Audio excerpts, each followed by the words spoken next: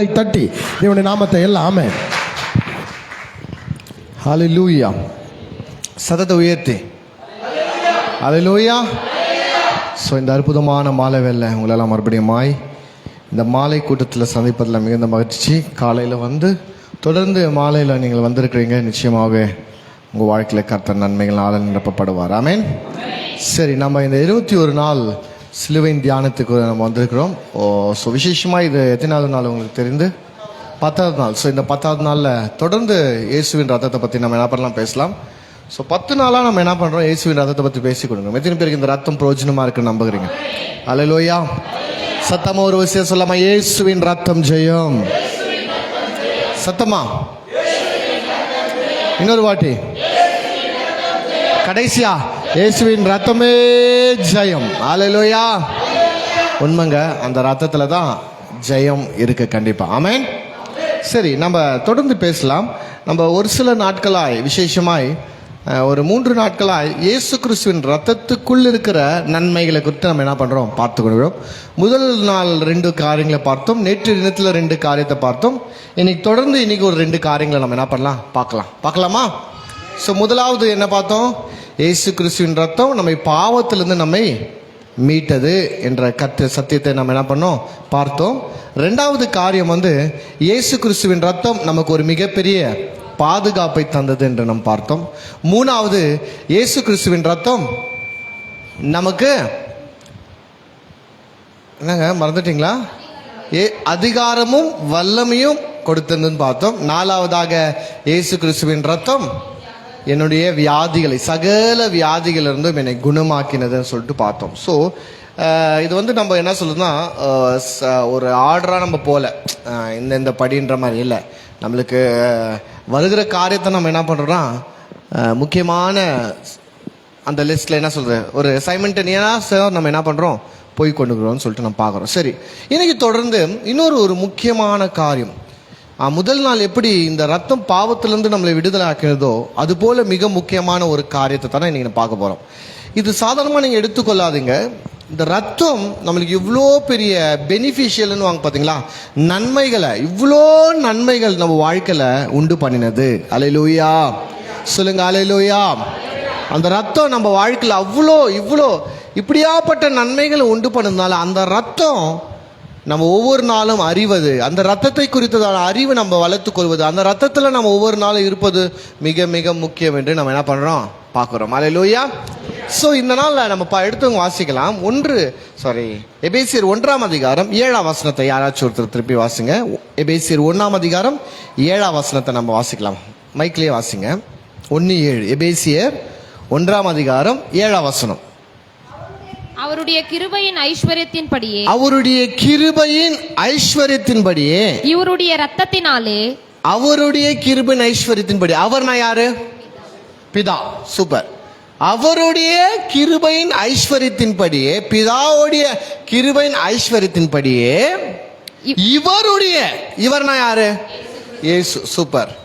அவருடைய கிருபையின் ஐஸ்வரியத்தின்படியே இவருடைய ரத்தத்தினாலே பாவ மன்னிப்பாகிய, ரத்தத்தினாலே சொல்லுங்க, ரத்தத்தினாலே, இயேசுவின் ரத்தத்தினாலே பாவ மன்னிப்பாகிய மீட்பு இவருக்குள் நமக்கு உண்டாயிருக்கிறது. பாவ மன்னிப்பான மீட்பு இவருக்குள், யாருக்குள்? இயேசு கிறிஸ்துவுக்குள் நமக்கு உண்டாயிற்று. ஒரு அல்லேலூயா சொல்லுவோமா? அல்லேலூயா. ஆமா, இங்க ரொம்ப அருமையான வசனம் சொல்லப்படுது. இந்த ரத்தம் அடுத்த பெனிஃபிட் நமக்கு என்ன செய்ததுன்னு கேட்டா, 5வது, நமக்கு பாவ மன்னிப்பை கொண்டு வந்தது. அல்லேலூயா. என்னங்க? அவருடைய கிருபையின் ஐஸ்வரியத்தினாலே, இவருடைய ரத்தத்தினாலே பாவ மன்னிப்பாகிய மீட்பை இவருக்குள் நாம் என்ன பண்ணிருக்கிறோம் பெற்றுக்கொள்ளும். பாவ மன்னிப்பாகிய மீட்பு, பாவ மன்னிப்பு தான் நம் பெற்ற நன்மையிலேயே ஒரு பெரிய நன்மை இந்த ரத்தத்தின் மூலியமாய். ஏன் பாவம் மன்னிக்கப்படுவது மிக முக்கியம் என்றால், பாவம் மன்னிக்கப்படாம தேவனிடத்திலிருந்து ஒரு நன்மையை நம்ம பெற்றுக்கொள்ள முடியாது. ஏன் நான் அது சொல்றேன், கவனிங்க. இப்ப முதலாவது, நீங்களும் நானும் யாருன்னா பாவி, பாவம் பண்ணிட்டு இருக்கோம், பாவியா இருந்தோம். இன்னைக்கு நம்ம அவருடைய பிள்ளையா இருக்கிறதுக்கு காரணம் அவருடைய ரத்தம் தான். அந்த ரத்தம் என் பாவத்தை கழுவினது மாத்திரமல்ல, என் பாவத்தை மன்னித்தது. மன்னிப்பு மிக முக்கியமான ஒரு காரியம். மன்னிப்பு எப்படி மிக முக்கியமான காரியம். மன்னிக்காம ஒருத்தரை நம்ம மன்னிக்காம அவங்களுக்கு நம்ம ஏதாச்சும் தருவோமா? தரமாட்டோம். அவங்கள நம்ம நேசிப்போமா? நேசிக்க மாட்டோம். அவங்க கிட்ட நம்ம பழக்கத்தை வைக்க மாட்டோம். எந்த டச்சும் அவங்களுக்கு நம்மளுக்கு இருக்காது. காரணம் என்னன்னு கேட்டா, அவங்களுக்கே எங்களுக்கோ பகங்க, மன்னிக்கிற தன்மை இல்லை. மன்னிப்பு இல்லாதனால அவங்க கூட உறவாட முடியாது, அவங்க கூட ஐக்கியமா இருக்க முடியாது, அவங்களோட சந்தோஷமா இருக்க முடியாது. அவங்க கிட்ட அவங்களுக்கு நமக்கு கொடுத்தல் வாங்கல் இருக்காது. காரணம் என்னன்னா, நம்ம மத்தியில் ஏதோ நடந்துச்சு, ஆனா அந்த நடந்ததை நம்ம மறக்கவும் இல்லை, மன்னிக்கவும் இல்லை. ஆனால் சில பேரெல்லாம் பார்த்துங்க, எப்போ பார்த்தாலும் சண்டை போட்டுப்பாங்க, எப்போ பார்த்தாலும் மறுபடியும் ஒன்றாயிடுவாங்க. வாரம் சண்டை போட்டுக்கிறது, மறுபடியும் வாரம் என்னது ஒன்றாயிடுது. சில பேர் சண்டை போடுறது பார்த்தா ஆள் தாண்டா ஜென்மத்துக்கும் இவங்க என்னது சேர மாட்டாங்க. ஆனால் மார்க்கெட்டில் ஒன்றா சுற்றினுப்பாங்க, கறி கடைக்கு துணி கடைக்குன்னு சொல்லிட்டு. ஆமாவா இல்லையாங்க? ஜென்மத்துக்கு ஐயோடி முடிஞ்சிச்சா இவங்க கதை. இதுக்கப்புறம் என்னது பிளவு உண்டாயிடுச்சு, இவங்க 2 பேரும் ஒன்று சேர வாய்ப்பே இல்லை அப்படின்னு சொல்லிதான் இருப்போம். கொஞ்ச நாள்ன்றதை விட ஒரு அடுத்த நாளே கூட வச்சுக்கோங்களேன், நல்லா மறுபடியும் ஒன்றா என்ன பண்ணுவாங்க. யாரை சொல்கிறேன்னு உங்களுக்கே தெரியும். ஏன் சப்சிரிக்குத? எல்லாருமே அப்படிதான் சொல்ல வரேன். குறிப்பிட்ட ஆட்களை நான் சொல்ல வரல. ஆணா இருக்கலாம், பெண்ணா இருக்கலாம், பெரியவங்களா இருக்கலாம், சிறியவர்களா இருக்கலாம், எல்லாருமே அப்படித்தான் பாருங்க. இப்போ அது நல்லதா கெட்டதான்னு கேட்டா ரொம்ப நல்லது. என்னது சண்டை போறது எளிதுதான் பாருங்க, சாதாரண விஷயம் தான். ஆனா மறுபடியும் ஒன்னாயிடுறாங்க பாத்தியா, அதுதான் ரொம்ப ரொம்ப ரொம்ப ரொம்ப நல்லது. ஆனா அதுதான் சில பேருக்கு பிடிக்காது. என்ன ஒன்னாயிட்டாங்க, இவங்க மறுபடியும் ஒன்னா சுத்தினுக்கிறாங்களே, அதுல உனக்கு என்ன பிரச்சனை? அவங்க ஒன்னா சுத்துறதுனால உனக்கு என்ன பிரச்சனை, உனக்கு என்ன நஷ்டம்? ஒன்றும் இல்லை. இப்போ என்னன்னா, மனுஷனுக்கு பொதுவாகவே அவன் அடிச்சுன்னு பிரிஞ்சுட்டு எப்பவுமே அப்போதான் இவங்களுக்கு குழுன்னு இருக்கும். மறுபடியும் ஒன்றாயிருந்தால என்ன லாபம்? நம்மளுக்கு ஒன்றும் லாபம் இல்லை. எப்படியோ ஒருத்தர் மன்னிக்கப்பட்டு ஒருத்தர் ஏற்றுக்கொண்டு சந்தோஷமா இருக்கிறாங்களா, அது வரைக்கும் சந்தோஷம். இப்போ கவனிங்க, இந்த மன்னிப்பு ரொம்ப ஸ்பெஷல். காரணம் என்ன கேட்டா, இன்னைக்கு இந்த மன்னிப்பு அநேக நேரத்தில் பொதுவா நம்ம பெற்றுக்கொள்ள முடியாது. ஆனா இயேசு கிறிஸ்துவின் ரத்தம் தேவனுக்கு விரோதமாய் நான் செய்த காரியங்களும், தேவன் என்னிடத்திலிருந்து பார்த்தார் பார்த்தீங்களா ஒரு தீமையும், அது கடவுள்கிட்ட என்னால வரவே முடியல, கடவுளை என்னை சேர்க்க முடியாது. காரணம் நான் செய்த தவறு. ஆனா என் தவறுகளை அவர் கழுவினது மாத்திரம் இல்லை, அதை மன்னிச்சுட்டார். எப்படி மன்னிச்சுட்டாருன்னு கேட்டா, அப்கோர்ஸ் இது எப்படி மன்னித்தார்னா, இந்த நான் பண்ண தவறுக்கான தண்டனை இயேசு மேல போட்டபடியால நம்மள மன்னிச்சுட்டார். அல்லேலூயா. எத்தனை பேருக்கு நான் பேசுறது புரியுது? ஆமென். ஏன்னா மன்னிக்கப்படாம ஒருத்தரை நம்ம ஈஸியா என்ன பண்ண முடியாதுன்னா ஃபேஸ் பண்ண முடியாது. ஆமாவா இல்லையாங்க? இப்போ எனக்கோ இன்னொருத்தருக்கோ சண்டை ஆயிடுச்சுன்னு வச்சுக்கங்களேன், எங்க 2 பேருக்கோ பேச்சுவார்த்தை இல்லை, அவங்க ரோட்ல வந்துருக்குறாங்கன்னு வச்சுக்கங்களேன், நானும் அதே ரோட்ல தான் போறேன். அப்பதான் திடீர்னு அவங்கள கிராஸ் பண்ணும்போது திடீர்னு பேக்கெட்ல கைத்து ஃபோன் இப்படி பார்ப்போம், டக்குன்னு அங்கே பார்ப்போம், அப்படி பார்ப்போம். அம்மாவா இல்லையாங்க? அவங்கள ஃபேஸ் பண்ண மாட்டோம். உண்மையாவே அவங்களும் நல்லவங்க, இவங்களும் நல்லவங்க தான். ஆனா மன்னிக்கப்படாததுனால, மன்னிப்பு நீங்க அவங்கள மன்னிக்கலாம், அவங்க மன்னிக்கப்படாததுனால எதிரில் அந்த ஆள் வந்தா கூட அவங்கள நம்மளால ஃபேஸ் பண்ண முடியல. அம்மாவா இல்லையாங்க? அதுலேயும் சில பேர் இருக்கிறாங்க, நம்ம அங்கே வருதை பார்த்துட்டு இப்படியே சந்தில் நுழைச்சிடுவாங்க, இந்த பக்கம் போயிடுவாங்க. ஏன்? நம்ம அவங்க ஃபேஸ் பண்ண முடியல, அவங்க நம்மளை ஃபேஸ் பண்ண முடிய மாட்டேங்குது. காரணம் என்னன்னா, அவங்க என்ன மன்னிக்கல, நான் அவங்கள மன்னிக்கல. ஒருவேளை நான் அவங்கள மன்னிச்சிருந்தா அவங்கள ஃபேஸ் பண்ணுவேன், அவங்கள பார்த்தா சிரிப்பேன், சரிப்பா தப்பா அவங்க பண்ணிட்டாங்க அப்படின்னு சொல்லிட்டு, அப்படின்ற மனசு எனக்கு இருந்தா அவங்க எதிரில் வரும்போது அவங்க என்ன பார்க்குறாங்களோ இல்லையோ, நான் அவங்க என்ன பார்க்குறாங்களான்னு பார்ப்பேன். அவங்கள பார்த்தா என்ன டக்குன்னு என்ன பண்ணுவேன், சிரிப்பேன். ஏன்னா மன்னிக்கப்படும் போது நான் மறுபடியும் ஒன்னா இணையிற அந்த மனசு என்னாவது வருது. ஆனா மன்னிக்கப்படாத வரைக்கும் அது ஒன்னா ஆகணும்ன்ற அந்த மனநிலையே யாருக்குமே என்னாவது வராது. இப்ப ஏன் கடவுள் என்னை மன்னிச்சு ஆகணும்ன்றது நான் சொல்றேன் பாருங்க. காரணம் என்னன்னு கேட்டா, நான் மன்னிக்கப்படாத வரைக்கும் தேவன் கிட்ட வரமாட்டேன். ஒரு அப்பாவும் ஒரு பிள்ளையை எடுத்துக்கொள்ளுங்களேன். பொதுவாக எல்லாரும் வீட்டில் நடக்கிற காரியம் தான் பாருங்க. பையன் வந்து ஏதோ தப்பு பண்ணிடுறான்னா, ஸ்கூலில் அவன் படிக்கும் போது சரியா மார்க்ஸ் வாங்காமல் ஃபெயில் ஆகிட்டான்னு வச்சுக்கோங்களேன். அப்பா படுற கஷ்டம் பிள்ளைக்கு தெரியும். ஆனால் பிள்ளைனால படிக்க முடியல, அதனால ஃபெயில் ஆகிட்டான். ஃபெயில் ஆனவனா அவனுக்குள்ள ஒரு பயம் இருக்கும். அது ஒரு பயம் இருக்கும். இந்த பயம் என்ன பண்ணா, அப்பாவை நேரடியாக பார்க்க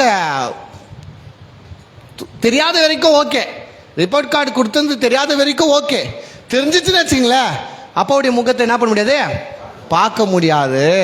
அப்பா எப்படி இருந்தாருன்னா அப்படி போவார், அப்படி இருந்தாருன்னா இப்படி போவார், சந்திக்கவே முடியாது. ஆனால் ஒரு நாள் தெரிஞ்சிச்சு, பேக்ல இருக்கிற ரிப்போர்ட் கார்டு எடுத்துட்டார். அப்பா பார்த்துட்டாரு, கூப்பிட்டு பொலன்னு என்ன பண்ணாரு, பொலந்துறாரு, அடிச்சுறார், செரானடி அடிச்சுறார். அதுக்கப்புறம் அப்பா வரும்போது ஒளிஞ்சுன்னு போகுமா? அப்பா வரும்போது இப்படி வருதுன்னா அப்படி போகுமா? இல்லை. ஏன்னா நான் பண்ண தப்புக்கு என்ன பண்ணிட்டேன், தண்டனை அனுபவித்தேன். தண்டனை அனுபவித்ததுனால அப்பா என்ன பண்ணிட்டாரு, மனுஷன் இப்படா அடுத்த வாட்டி நீ இந்த மாதிரி மார்க்ஸ் எடுக்கக்கூடாது, அதனால உன்னை மனுஷன் போ. ஸோ நான் ஒரு தப்பு பண்ணேன், தப்பு பண்ணிட்டு அதுக்கான தண்டனையும் மன்னிப்பு பெறலினா அது அது நல்லா இருக்காது. அவர் அப்படி வர்ற, நான் இப்படி போவேன், நான் இப்படி வர்றேன், அப்படி போவேன், கடன்காரருக்கு பயந்து போகிற மாதிரி நம்ம ஒளிஞ்சு வாழ்கிற மாதிரியே இருக்குது. இதுதான் ஏதேன் தோட்டத்தில் நடந்துச்சு. மனுஷன் மன்னிக்கப்படல, மனுஷன் அவன் செய்த பாவமே அவன் என்ன நம்ம பண்ணுது, புதருக்குள்ள ஒளிய செய்து கடவுள் முன்னாடி டைரக்டா வர அந்த மனசு இல்லை. எத்தனை பேருக்கு புரியுது? இன்னைக்கு அநேக பேர் புதருக்குள்ள வாழ்ந்து கொண்டிருக்கீங்க. காரணம் என்ன, கடவுள் மன்னித்தார் என்ற குட் நியூஸ் உங்களுக்கு ஒன்றும் தெரியல. அல்லேலூயா. புதருக்குள்ள வாழ்வு. ஆண்டவர் கேட்கிறாரு, ஆதாமே நீ எங்க இருக்கிறார்? ஆண்டவரே, உங்கள் சத்தத்துக்கு பயந்து நான் நிர்வாணி என்று கண்டு. என்ன நிர்வாணி என்றால் என்ன? நிர்வாணினா நாக்க காட்சி. சரி, நிர்வாணினா என்ன அர்த்தம்னா, ஒருத்தர் என்னுடைய அந்தரங்கத்தை பார்க்கறது, அதுதான் நிர்வாணம். இந்த சரீர அந்தரங்கம் விட்டுருங்களேன், அது பெரிய பிரச்சனையே இல்லை. உன் மனசு ஒருத்தர் பார்க்குவாங்கன்னா அது எவ்வளோ பயங்கரமான ஒரு காரியம் நாங்க. ஏன்னா உன் மனசு, என் மனசு, உன் மனசு, பொதுவாக மனுஷனுடைய மனசு வந்து எப்படின்னா மகா கேடும் கிறுக்கும் நிறைந்ததுதான். யாருடைய மனசு? மனிதனுடைய இருதயம் அப்படியாப்பட்டதா இருக்குது. இன்னைக்கு சர்ச்சுல தான் நீங்க உட்காந்து இருக்கீங்க, ஆனா இன்னைக்கு எத்தனை பேருடைய இருதயம் என்னென்ன ஆலோசனை இங்கிருந்தே ஓடுனுக்குது தெரியுமா? எனக்கு தெரியாது, உங்களுக்கு தெரியும். ஆனா நீங்க என்ன யோசிக்கிறீங்க உங்களுக்கு தானே தெரியும். நீங்கன்னா நீங்க இல்லைங்க, நீங்க தான். இப்போ ஆமா தானேங்க, இது பரிசுத்தமான இடம், தேவனை ஆராதிக்கிற ஸ்தலமா இருந்தாலும் இங்கேயே சில பேருக்கு தவறான எண்ணங்கள் மனதில் ஓடிக்கொண்டு இருக்கும். வேற எண்ணங்கள் ஓடிக்கொண்டு இருக்கும். பிரசங்கத்தை நாம பேசிக்கொண்டிருந்தாலும் இவங்க என்னென்னத்தையும் யோசிச்சு கொண்டு இருப்பாங்க. அப்போ இது எனக்கு தெரியாதனால தான் நீங்க இதெல்லாம் யோசிச்சு கொண்டு இருக்கீங்க. ஆனா இதை பார்க்கிறவர் ஒருத்தர் இருக்கிறார். அப்போ Adam is not only just naked in the physical. அவன் நிர்வாணியாய், அவன் என்ன சொல்றா, துணி இல்லாம இருப்பது இல்ல. இல்ல, நான் நினைக்கிறதெல்லாம் கர்த்தர் பார்த்துக்கிறாரே, என் மனது என்ன நிலைமையில ஆயிட்டு கர்த்தர் பார்த்துக்கிறாரே. அவன் அத்தியலை போட்டு இருந்தும் சொல்றாரு, ஆண்டவரே நான் நிர்வாணி என்று கண்டு. தெரிஞ்சிச்சு எனக்கு, இன்னும் ஆயிட்டு எனக்கு, ஐ எம் கில்ட்டி. கர்த்தருக்கு தெரியுது, கர்த்தர் பார்த்தாலே தெரியும். என்னவோ நான் யோசிக்கிறது அவருக்கு தெரியும், நான் நினைக்கிறது தெரியும், நான் தப்பா நினைக்கிற காரியங்கள், தப்பா யோசிக்கிற எல்லாமே அவருக்கு தெரியும். ஃபுல் எக்ஸ்ப்ளோர் ஆயிடுது. அப்படியே ஒருத்தருடைய மைண்ட்ல என்னென்ன ஓட்டுக்குதுன்னு எனக்கு தெரிஞ்ச எப்படி இருக்குன்னு நினைச்சு பாருங்களேன். எப்படி இருக்கணும், நான் பைத்தியக்காரன் ஆயிடுவேன். என்னன்னா இதெல்லாம் யோசிக்கிறாங்கன்ற மாதிரி. எல்லா விஷயமும் ஒரு அளவுக்கு தெரியாத வரைக்கும் தான் ரொம்ப நல்லது. பாருங்க, we need a secret. எல்லாருக்கும் கொஞ்சம் மறைச்சு தான் ஆகணும். எல்லாத்தையும் நீங்க சொல்லிட்டீங்கன்னா நாளைக்கு எத்தனை பேருக்கு டைவர்ஸ் ஆகும் தெரியுமா? நாளைக்கே எத்தனை பேரை கொலை பண்ணிடுவாங்க தெரியுமா? இன்னைக்கு நைட்டா. அப்போ கொஞ்சம் சீக்ரெட்ஸ் தேவை. இதெல்லாம் நான் ஒருத்தர் அறிகிறார். அவர் யார் என்றால் நம்ம கர்த்தர் ஒருவரே. அல்லேலூயா. அப்போ எல்லாமே அவருக்கு தெரியும். ஆனா அந்த மன்னிப்பு மாத்திரம் இல்லைன்னு வச்சுக்கோங்களேன். மன்னிப்புன்றது ஒன்று இல்லைன்னா அவரால் நம்ம ஓப்பனாக இருக்கவே முடியாதுங்க. ஆமாவா இல்லையாங்க? ஆமாவா இல்லையாங்க? கர்த்தர் சொல்லிட்டார், சரிப்பா கர்த்தர் மன்னிச்சேன்றதுக்கு அடியால் என்ன தப்பாங்க? அந்த தோலாடை தான். நம்ம இன்னும் சப்ஜெக்டை விட்டு போல, சுற்றி சுற்றி அங்கேயே தாங்க ஒரு ஏதேனும் தோட்டத்துக்குள்ளேயே தான் சுற்றி இருக்கிறோம் இன்னும். எங்க மன்னிப்பு எதை சரிப்பா நான் உன்னை மன்னிச்சுட்டேன், அதுக்கு அடியால் என்ன? இந்த தோல் ஆடை. தோல் ஆடை என்ன பண்ண போட்டு. இப்போ மனுஷன் ஆண்டவருக்கு முன்னாடி தைரியமாக வருவானா? ஏன் வருவான்னு கேட்டா, அவர் தான் என்னை மன்னிச்சுட்டாரு. சொல்லுங்க, அவர் என்ன மன்னிச்சுட்டாரு, அவர் என்ன மன்னிச்சுட்டாரு. ஆமா, அப்ப அவர் மன்னிச்சுட்டாருன்ற போது தைரியம் என்ன பண்ணுதுன்னா அவர்கிட்ட என்ன கொண்டு வருது. ஹல்லேலூயா. அது ஒரு தைரியத்தை தருது எனக்கு. என்ன தருதுங்க? நான் காமிக்கிறேன் பாருங்க அந்த வசனத்தை. இன்னொரு வசனத்தை கூட நம்ம என்ன பண்ணலாம், வாசிக்கலாம். கொலோசியர் 1:14 வசனத்தை பாருங்களேன். கொலோசியர் 1:14 14. அவருக்குள், யாருக்குள்? இயேசுவுக்குள். இயேசுவுக்குள் அவருடைய இரத்தத்தினாலே, எவருடைய? இயேசுவின் இரத்தத்தினாலே பாவ மன்னிப்பாகிய மீட்பு நமக்கு உண்டாயிருக்கிறது. இந்த மன்னிப்பு எப்படி உண்டாயிருக்கிறது என்றால் இயேசுவின் இரத்தத்தினாலே உண்டாயிருக்கிறது. சொல்லுங்க, அவர் இரத்தத்தினால உண்டாயிருக்கிறது. ஆமாங்க. இப்போ அந்த ரத்தத்தை பார்த்து அவர் என்ன மன்னிக்கிறார்? இங்க ரொம்ப முக்கியம் பாருங்க, என்ன பார்த்து என்ன மன்னிக்கல. என்ன பார்த்து அவர் என்ன மன்னிக்கல, ரத்தத்தை பார்த்து அவர் என்ன மன்னிக்கிறார். இந்த மன்னிப்புல ஒரு ஸ்பெஷலான காரியம் என்ன தேவைங்க, நம்ம மன்னிக்கிறது மாதிரி இல்லை. அவனை மன்னிச்சிட்டான் பிரதர், ஆனா மறுக்கவே முடியல அவன் பண்ணுந்த, இப்போ வரைக்கும் எனக்கு அது இருக்குதுன்னு சொல்லுவாங்க பார்த்தீங்க. மனுஷன் மன்னிச்சிட்டாங்க, மறுக்கவே மாட்டாங்க, பேசுவாங்க நல்லா. பேசி இவங்க போன பிறகு இவங்க யாருன்னு தெரியுமா அப்படின்னு சொல்லிட்டு ஒரு நாள் எனக்கு விரோதமாக இவங்க செயல்பட்டவங்க. அப்போ என்ன, மன்னிச்சிட்டாங்க, இப்போ நல்லா ஆயிட்டாங்க. இப்போ ஆனால் என்ன பண்ணுறாங்க, அதை அந்த அந்த அவங்க செய்த தவற மெமரியில் வச்சுனே இருக்கிறாங்க. ஆனால் கடவுளுடைய மன்னிப்பு எப்படியாப்பட்டன்னா, அவர் மன்னிச்சிட்டார், மறந்துட்டார். சொல்லுங்க, மன்னிச்சிட்டார், மறந்துட்டார். மன்னிச்சிட்டார், மறந்துட்டார். அதனால தான் பைபிளில் 3 பாவத்தை குறித்து 3 வசனத்தை ரொம்ப ரொம்ப பிடிச்ச வசனம் பாருங்க. மறக்கிறத பற்றி கர்த்தர் என்ன சொல்றாருன்னா, உன் பாவத்தை நான் என்ன பண்றேன், முதுகுக்கு பின்னாடி எரிஞ்சிடறாராம். ஏன் சொல்லுங்களேன். உங்க முதுகு, எத்தனை பேர் உங்க முதுகு நீங்களே பார்த்துக்கிறீங்களே? நீங்க யோசிக்கிறது பார்த்தா என்னவோ பார்த்தா சொல்லுங்க, பார்க்கலன்னு சொல்லுங்க. பார்த்துக்கிறீங்களா?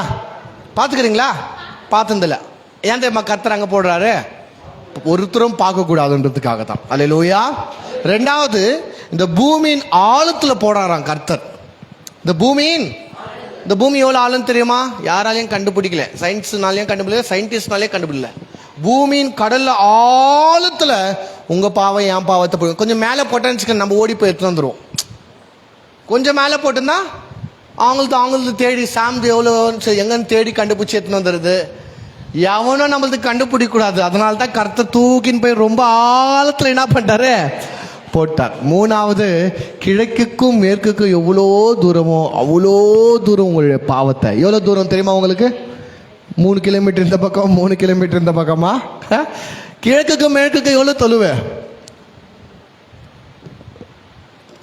எங்க கிட்ட இருந்த கேள்வியெல்லாம் நீங்க கேட்கலாமான்றீங்களா? அது ரொம்ப தொலைவு. எவ்வளோ தொலைவு? ரொம்ப தொலைவு. சரி, அப்படியே வச்சுக்கலாமே. அவ்வளோ தூரம் உங்க பாவத்தை கர்த்தர் என்ன பண்ணாரு, வச்சுட்டாரு. ஏன்னா ஒருத்தரும் போய் ரீச் ஆகக்கூடாதுன்றதுக்காக. அல்லேலூயா, அல்லேலூயா சொல்லுங்க பார்க்கலாம். எனக்கு அன்பானவர்களே, கர்த்தர் உங்கள் பாவத்தை மன்னித்தது மாத்திரமல்ல, அந்த பாவத்தை கர்த்தர் மறந்துட்டார். அதான் நான் எப்பவுமே சொல்றது உண்டு பாருங்க. ஒரு மனுஷன், ஆண்டவரே நான் ஒரு பாவி, ஆண்டவரே என் பாவத்தை மன்னிங்கன்னு சொல்லிட்டு அழுது ஜோம் பண்ணியிருந்தாராம். சரி, இவன் எவ்வளோ ஜோம் பண்ணுறானேன்னு சொல்லிட்டு கடவுள் இறங்கி வந்துட்டு, என்னத்தப்பா உன் பிரச்சனை அப்படின்னு சொன்னா, இல்லாண்டவரே என் பாவத்தெல்லாம் என்ன பண்ணுங்க, மன்னிங்க. அப்படின்னா இவன் பாவம் பண்ணிக்கிறான்னு சொல்லிட்டு அவன் பேரில் எழுதப்பட்ட டைரியை கர்த்தர் என்ன பண்ணாராம், எடுத்துட்டு அந்த டைரியில் இப்போ ஒரு பேர் இருந்துச்சுன்னா, உங்கள் பேர்னே வச்சுக்கோங்களேன், இல்லை என் பேர்னு வச்சுக்கோங்களேன், ராஜான்னு எழுதிட்டுச்சா. ராஜான்ற டைரி எடுத்தாரான். அவன் அழுகுறானா, என் பாவம் அவ்வளோக்கு தான் மன்னிங்கன்னு. டைரி எடுத்து திறந்து பார்த்தா டைரி ஃபுல்லாக காலியாகுதான். என்னது? டைரி ஃபுல்லாக எப்படி இருக்குது? காலியாகுது. ஏன்பா உன் டைரி ஃபுல்லாக காலியாகுது, ஒரு பாவம் கூட நீ பண்ணலனா? ஐயா ஆண்டவரே, என்ன ஆண்டவரே, எல்லாம் நீங்கள் மறந்துட்டுக்கிறீங்க, நான் லைனாக சொல்கிறேன், உக்காந்து எழுதுங்க. அன்னைக்கு 1998 நான் அதை பண்ணேன், அதுக்கு பக்கத்து மாதத்துல இதை பண்ணேன், நேற்று இதை பண்ணேன், நைட்டு அதை பண்ணேன், அப்போ இதை பண்ணேன், இப்போ இதை பண்ணேன், எல்லாம் எழுதுங்க. இன்னைக்கு அப்படி தான் இருக்கிறாங்க பாருங்க. கடவுளே நம்ம பாவத்தை மன்னிச்சுட்டு மறந்துட்டாலும் நம்ம என்ன பண்றதில்ல, மறக்கிறதில்ல. we have to forgive first ourselves. முதலாவது நம்மள நம்ம மன்னிக்கணும். நீங்க உங்களை நல்லவன் நீங்க நம்பணும்.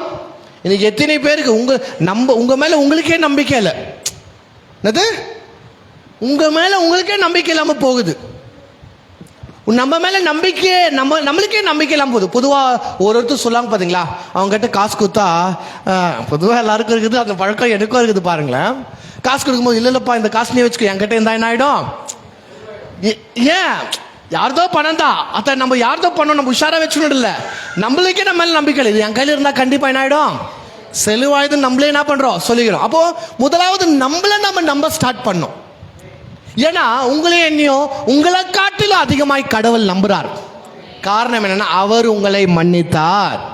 மன்னித்தது மாத்திரமல்ல, உங்கள் பாவத்தை எல்லாவற்றையும் அவர் மறந்து விட்டார். Your sin is no more in God's memory. கடவுளுடைய ஞாபகத்துல உங்களுடைய எந்த பாவமும் இல்லை. எதனால? நம்முடைய உத்தமத்தினால அல்லவே அல்ல. இயேசுவின் ரத்தம் அது எல்லாவற்றையும் வாஷ் அவுட் பண்ணிடுச்சு. அல்லேலூயா, அல்லேலூயா. அதனால கர்த்தர் எல்லா பாவங்களையும் எனக்கு மன்னித்தார்.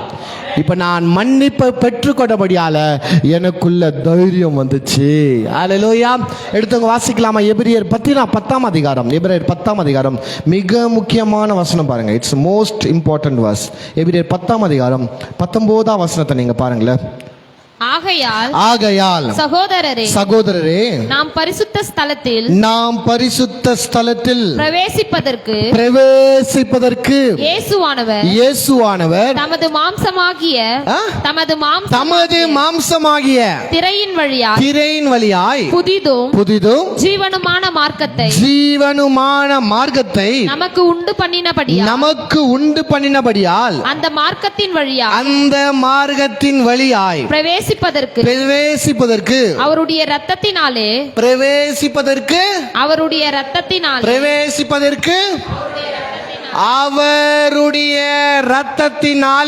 நமக்கு தைரியம்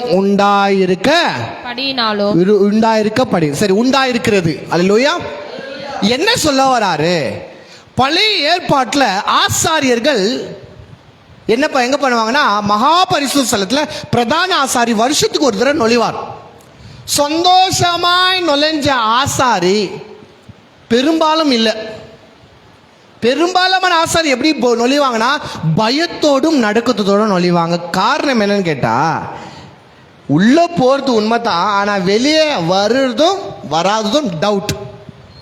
அதனால தான் ஆசாரியர்களுடைய இடுப்புல ஒரு பெரிய கயிறை கட்டி வச்சிருப்பாங்க. ஆசாரியுடைய இடுப்பை சுத்தி பெல்ல கட்டி வச்சிருப்பாங்க. ஆசாரியர் உள்ள போயிட்டு ஜெபித்து கொண்டே இருப்பாரு பாருங்க. பெல்லு சத்தம் டமான்னு கேச்சுன்னு வச்சுங்களேன், கீழே உயிர மாதிரி சத்தம் கேச்சுன்னு வச்சுங்களேன், கயிறை பூச்சி இழுப்பாங்க. வெளியேந்து இழுக்கும் போது என்ன வரும்னா, பணம் வரும். இனத்துக்காக இவர் செத்துட்டாருன்னு கேட்டா, இவர் போகும்போது வெறும் கையில போடாது, ரத்தத்தை எடுத்துக்கொண்டு போகணும். இந்த ரத்தம் எப்படியாப்பட்ட ரத்தம் இருக்குன்னா, குற்றமற்ற மாசற்ற பழுதற்ற ரத்தத்தை இவர் என்ன பண்ணும், கொண்டு போகணும். ஒருவேளை இவர் எடுத்துன்னு போற ரத்தத்தில் ஏதாச்சும் ஒரு குழப்படி இருந்துச்சுன்னா ஒரு பாயிண்ட். ரெண்டாவது, இவர் செய்த பாவம் அந்த ரத்தத்தில் ஏதாச்சும் ஒரு பிரச்சனை இல்லைன்னா, இந்த ஆசார் என்ன பண்ணுவாரு, அங்கேயே விழுந்து என்ன பண்ணுவாரு, செத்து போயிடுவார். அவருடைய பாவத்துக்காக, அவர் எடுத்துன்னு போன குற்றமான ரத்தத்துக்காக. நல்லா புரிந்து கொள்ளுங்க. அப்ப இவர் கையில எடுத்துன்னு போற ரத்தம் சரியில்லைன்னா யார் சாவாங்க? எடுத்துன்னு போற ஆள் செத்துருவாங்க. எத்தனை பேருக்கு புரியுது நான் பேசுற காரணம்? ஆசாரியன் வருடந்தோறும் மகா பரிசுத்த ஸ்தலத்துக்கு போவார். ரத்தம் குற்றமற்ற ரத்தம் எடுக்கிறதுக்கு பதிலாக ஏதோ ஒரு நசலான ஒரு ஆடை, ஒரு காது கேட்காத ஆடை வெட்டிடுறாங்கன்னு வச்சுக்கோங்களேன். அந்த ரத்தத்தை எடுத்துன்னு போறாருன்னா அந்த ரத்தம் சரியான ரத்தம் இல்லை.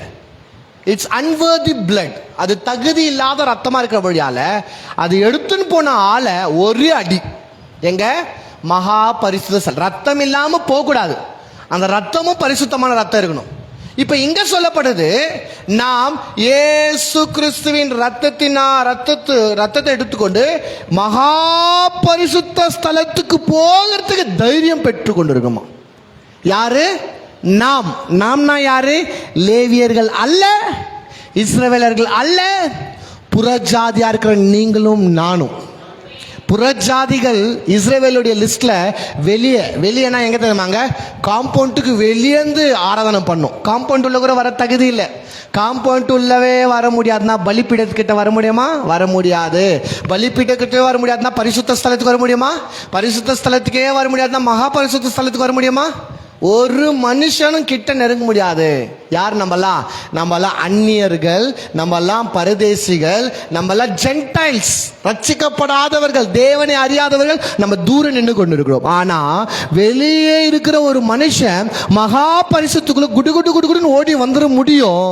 காரணம் என்னன்னு கேட்டா, அவன் கையில் இருக்கிற ரத்தம். அந்த ரத்தம் ஆட்டின் ரத்தம் அல்ல, மாட்டின் ரத்தம் அல்ல, கோழியின் ரத்தம் அல்ல, தேவ குமாரனாகிய இயேசு கிறிஸ்துவின் ரத்தம். இந்த தைரியம் எப்படி வந்துச்சு? நான் மன்னிக்கப்பட்டேன், அந்த ரத்தம் என் கிட்ட இருக்குது. அந்த மீட்பு எனக்கு உறுதிப்படுத்தி இருக்கு. என்ன? நான் மன்னிக்கப்பட்டேன்ற உறுதி மீட்பு எனக்கு தருது. அந்த ரத்தம் என்ன செய்யுது? அந்த தைரியத்தை தருது. எங்க? You can enter into the most Holi place.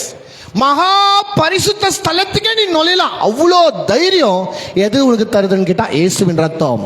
அந்த ரத்தத்தினால நான் மன்னிக்கப்பட்டேன். சொல்லுங்க, மன்னிக்கப்பட்டேன். இன்னொரு வசனத்தை காமிக்கிறேன் பாருங்க. ரோமர் 5ஆம் அதிகாரம் 1ஆம் வசனத்தை பாருங்களேன். ரொம்ப முக்கியமான வசனம் இதுவும். இவ்விதமாக நாம் விசுவாசத்தினாலே நீதிமான்கள் ஆக்கப்பட்டிருக்கிறபடி. இது நீதிமான் என்ன? கழுவப்பட்ட மனுஷன். எந்த மனுஷன்? ரத்தத்தினால கழுவப்பட்ட மனுஷன் தான் நீதிமான். எத்தனை பேர் ஆமென் சொல்ல முடியும்? எத்தனை பேர் நீதிமான்? அப்ப நீங்களும் நானும் ரத்தத்தினால கழுவப்பட்டிருக்கிறோம். கழுவப்பட்டபடியால் தான் சொல்றது நீங்க நீதிமானா இருக்கிறபடியால் நம்முடைய கர்த்தராகிய இயேசு கிறிஸ்து மூலமாய் தேவனிடத்தில் சமாதானம் பெற்றிருக்கிறோம். தேவனிடத்தில் நீங்க என்ன பெற்றுக் கொண்டிருக்கீங்க? சமாதானம். இப்போ உங்களுக்கும் தேவனுக்கும் என்ன இல்ல? சண்டை இல்ல.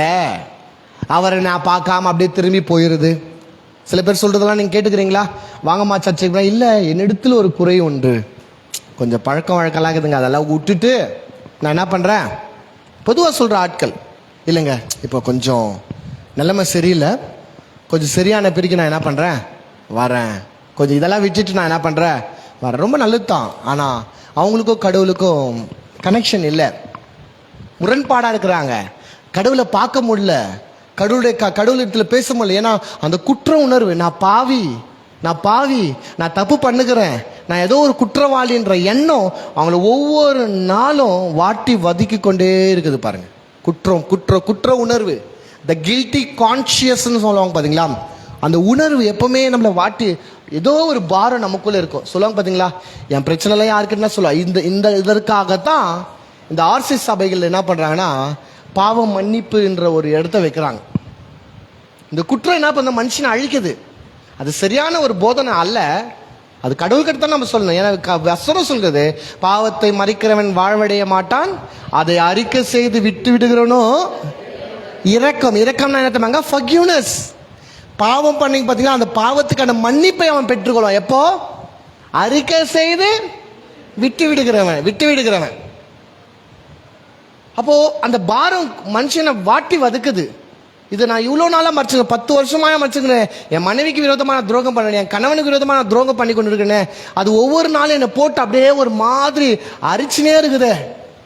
இதை எப்படி யாருக்குன்னா சொன்னானே என் பாரம் கம்மியாகுமா அப்படின்ற சொல்லும் போது அநேக பேருக்கு கொஞ்சம் டிப்ரெஷன், கொஞ்சம் ஸ்ட்ரெஸ், இதெல்லாம் கொஞ்சம் கம்மியாகிறதுனால தான் இந்த மாதிரி ஒரு செட்டப் பண்ணிக்கிறாங்க. வாப்பா உன் பாவம் அங்கே போய் சொன்னோடனே அவர் என்ன சொல்லுவாங்கன்னா, சரி மகளே, நீ செய்கிற பாவத்தை இதுக்கப்புறம் செய்யாத, விட்டு விடு, கர்த்தர் உன் பாவத்தை மன்னிப்பார். அப்போ அந்த வார்த்தை கேட்டோன்னு ஒரு தைரியம் வருது. ஓ, என் பாவத்தெல்லாம் இறக்கி வச்சுட்டேன், கர்த்தர் எனக்கு மன்னிப்பை என்ன பண்றாரு, தருவார் அப்படின்ற மாதிரி. அது லிட்டரலா அது உண்மைதாங்க. இது எது பண்ணுது? ஃபாதர் யார் பண்ணல, ஒரு ஏதோ மத போதகர் பண்ணல, ஒரு பெரிய பாஸ்டர் பண்ணல, இயேசு கிறிஸ்து ரத்தத்தை கொண்டு பண்ணார். என்ன? மன்னிப்பு. அவருடைய சொந்த ரத்தத்தினால உங்களுக்கு அவர் மன்னிப்பை கொடுத்தார். அவ்வளோ விசேஷமானது மன்னிப்புங்க. மன்னிக்கப்படுவீர்கள் என்றால் அப்ப கடவுள்கிட்ட நீங்க ஒளிமயமாய் என்னது வெளிப்படையா இருப்பீங்க. ஒளிஞ்சு ஒளிஞ்சு வாழ மாட்டீங்க. அப்படியே பயந்து பயந்து நடுங்கி நடுங்கி வாழ்க்கை வாழ மாட்டீங்க.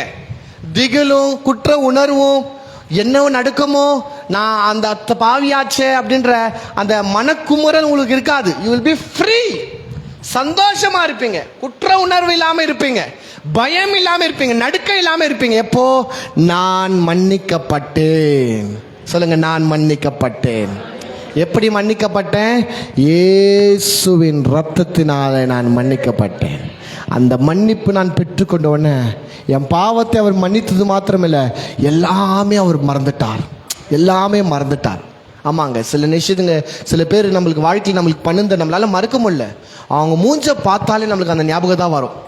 அதை நம்மளை டிஸ்டர்ப் பண்ணோம் பாருங்க. டிஸ்டர்ப் பண்ணுறதுனால அவங்க கிட்ட சரியா பழக முடியல. அவங்க தப்புல ஏதோ பண்ணிட்டாங்க, ஏதோ தப்பு பண்ணிட்டாங்க, அதை நம்ம ஞாபகம் வச்சுன்னா அப்போ அவங்க மூக பார்க்கும் போதில் அந்த பழைய ஞாபகம் வரும், வந்து நம்மளை டிஸ்டர்ப் பண்ணே இருக்கும். அவங்க கிட்ட நம்ம நல்லா பேச முடியாது, பழக முடியாது. அந்த மாதிரி கடவுளுடைய மெமரியில் நம்ம செய்த பாவெல்லாம் வச்சுருந்தாருன்னா ஒரு நாள்லாம் உங்க கூட பழக முடியுமா? கடவுள் ஒரு நாள் உங்களோட கூட பேச முடியுமா? ஒரு நாள் உங்க மேலே அன்பு செலுத்த முடியுமா? நம்ம என்ன கொஞ்சமாக வேலையா பண்ணியிருக்கிறோம்? அதெல்லாம் மைண்டில் கர்த்தர் வச்சிருந்தாருன்னா எப்படி இருக்கும் பாருங்க. ஆனால் கர்த்தர் ஐயோ என் மகளை நான் இந்த மாதிரி பார்க்கக்கூடாது அப்படின்னு சொல்லிட்டு அதெல்லாம் மெமரி கார்டை மகந்து கர்த்தர் ஃபார்மேட் பண்ணிட்டாருங்க. சொல்லுங்க, என்னுடைய எல்லா டேட்டாவை கர்த்தர் ஃபார்மேட் பண்ணிட்டார். இப்போல்லாம் இந்த மாதிரி பிரசங்கம் பண்ண தான் புரியுது பாருங்க. அழிச்சிட்டாரு, ரப்பரில் தேய்ச்சிட்டாருன்ற மாதிரி எல்லாத்தையும் கர்த்தர் ஃபார்மேட் பண்ணிட்டார், டெலீட் பண்ணிட்டார் ஃபுல்லா. இப்போ நம்ம எப்படி ஆகிட்டுன்னா பென்ட்ரைவ் ரொம்ப புதுசாகிடுது. அதுதான் நம்ம புதிய சிருஷ்டி. பழைய டேட்டாலாம் ஒளிந்தன, புதிதாய் அப்டேட் செய்யப்பட்டோம். ஹல்லேலூயா. சிஸ்டம் அதே சிஸ்டம் தான், ஆனால் சாஃப்ட்வேர் அப்டேட் பண்ணிக்கிறோம். ஆமாம் தானேங்க, பழைய லேப்டாப் தான், ஆனால் உள்ளே போட்டுக்கிற சாஃப்ட்வேரு புது வெர்ஷன், புது ஜெனரேஷன் தான் போட்டுக்கிறோம். அது போல பழைய பீஸுங்க தான் பாருங்க, ஆனால் உள்ளோ புதிய சாஃப்ட்வேர். எல்லாம் பழைய டேட்டா எல்லாம் என்னாச்சு? இயேசுவின் ரத்தத்தினால அப்படியே கழுவி, கொஞ்சம் கூட இல்லை மெமரியில், கொஞ்சம் இருந்தா கூட பிசாசி ஆக்கரை வச்சு என்ன பண்ண நோண்டி பழைய டேட்டா அப்படியே அங்கேருந்து லைட்டாக அங்கே இருந்தா இதுக்கு இது பிடிச்சிடலாம், அந்த பழைய அப்படியே கலெக்ட் பண்ணிடலான்ற மாதிரி ஒருத்தரும் நம்ம டேட்டாவை கலெக்ட் பண்ணவே முடியாது. அல்லேலூயா. இது எவ்வளோ சந்தோஷம் பாருங்களேன். ஏன்னா அவன் கைனா போச்சுன்னா நம்ம பண்ண வேலைங்கெல்லாம் இந்த டேட்டா யாருக்கு என்ன மாட்டிக்கிச்சா என்ன ஆகும் நம்மலாம். ஆனால் கர்த்தருக்கு ஸ்தோத்திரம், நம்ம டேட்டா எல்லாம் டெலீட் ஆயிடுச்சு. எந்த மனுஷனும் அதை ரிகவர் பண்ண முடியாத லெவலில் டெலீட் ஆயிடுச்சு. ஒரு சோத்திரம் இல்லையா? அப்படி நாங்கள் என்னங்க பண்ணிட்டோம் பெருசா, அது இது தானே பண்ணோம் அப்படின்றீங்களா? பிரியமானவர்களே, கர்த்தர் உங்கள் பாவங்களை மன்னித்தார், உங்கள் பாவங்கள் எல்லாம் மறந்துட்டார். அதன் மூலியமாய் மகா பரிசுத்த ஸ்தலத்துக்குள்ளே நுழைகிற தைரியத்தை நாம் பெற்றுக்கொண்டபடியால் இன்னைக்கு உங்களுக்கும் தேவனுக்கும் ஒரு சமாதானம். we have peace with God. தேவனோடு கூட சமாதானத்தை நம்ம என்ன பண்ணியிருக்கிறோம்? பெற்றுக்கொண்டு இருக்கிறோம். ஸோ நேரமாச்சு, இன்னொரு காரியத்தை பேசலாம்னு நினச்சேன். ஆனால் இந்த மன்னிப்பு ரொம்ப அற்புதமான காரியம் பாருங்கள், அற்புதமான காரியம். நான் மறுபடியும் சொல்கிறேன், உங்கள் மனதில் இன்னைக்கு வரைக்கும் நான் மன்னிக்கப்படலைன்ற அந்த எண்ணம் இருந்துச்சுன்னா இன்றைக்கு இயேசுவின் ரத்தத்தினால கழுவப்படுங்க. நான் சொல்கிறேன், நீங்கள் எப்படியாப்பட்ட பாவியாக இருக்கலாம், எப்படியாப்பட்ட துரோகியாக இருக்கலாம், கொலைக்காரனாக இருக்கலாம், கொள்ளைக்காரனாக இருக்கலாம், ஆனால் இன்னைக்கு உங்கள் மனதில் நான் செய்தது தப்பு தான், நான் செய்தது பாவம் தான், ஆண்டவரே என் பாவத்தை மன்னிங்க, இனி அந்த பாவத்தை நான் தொடர்ந்து செய்யக்கூடாதபடியான பலத்தை தாங்க என்ற கடவுளிடத்தில் அந்த மன்னிப்பை நீங்கள் கேட்கும்போது கர்த்தர் உங்களை மன்னித்து உங்கள் குற்ற உணர்வுகளெல்லாம் கர்த்தர் மாற்றி ஒரு புதிய சிருஷ்டியாய் கர்த்தர் உங்களை மாற்ற வல்லவராக. கர்த்தர் தாமே உங்களை ஆசீர்வதிப்பாராக. ஆமென். God bless you all.